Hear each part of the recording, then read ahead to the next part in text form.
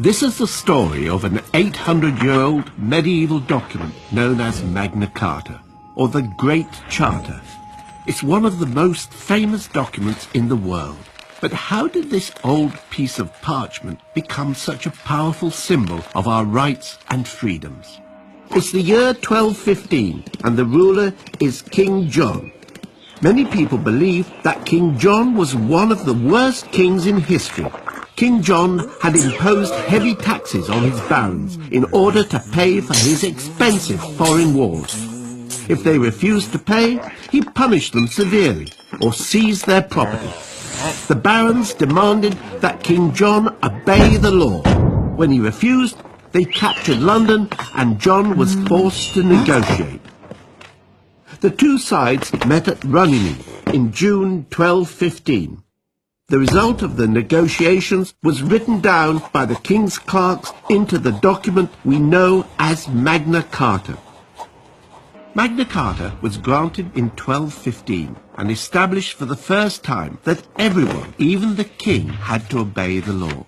When Magna Carta was printed for the first time, it became the first law that all English lawyers studied.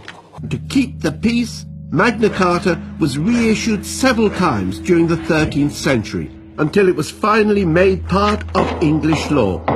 However, this clause was not as liberal as it sounds. The Charter only applied to free men. The vast majority of people in 1215 were unfree peasants who were ruled over by their landowners. Although most of the Charter's clauses dealt with medieval rights and customs, Magna Carta has become a powerful symbol of liberty around the world. The most famous clause, which is still part of the law today, for the first time gave all free men the right to justice and a fair trial.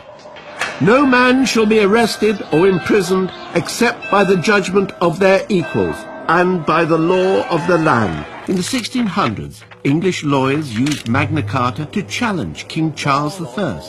At this time, the king could ignore Parliament and imprison anyone who opposed him. Inspired by Magna Carta, Sir Edward Coke wrote the Petition of Right, which set out to limit the king's powers.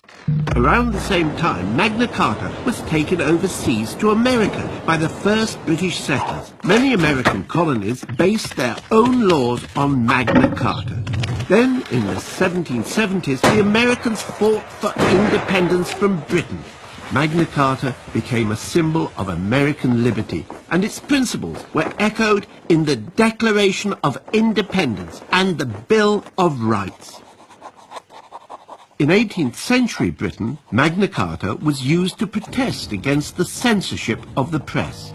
At this time, people could be imprisoned without trial for criticizing the king. In the 1800s, very few people had the right to vote in Britain.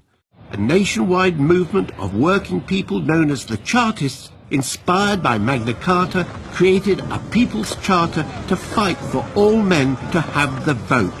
Then, in the early 1900s, the suffragettes used Magna Carta to argue that all women should have the right to vote too. Increasingly, people across the empire argued for rights equal to those of British citizens. Gandhi fought successfully for greater freedom of Indian settlers in South Africa. He described the resulting document as the Magna Carta of our liberty in this land. In his famous speech from the dock, Nelson Mandela declared his admiration for Magna Carta and for Western democracy, which he contrasted with the oppressive South African regime. Perhaps the most significant influence of Magna Carta today is the Universal Declaration of Human Rights. Written after the atrocities of World War II, the Declaration states that people around the world are protected by fundamental human rights, regardless of their citizenship, race, gender, or beliefs. Eleanor Roosevelt famously said that the Declaration may well become the international Magna Carta of all men everywhere. Although very few of Magna Carta's original clauses remain valid in English law, it continues to inspire people worldwide.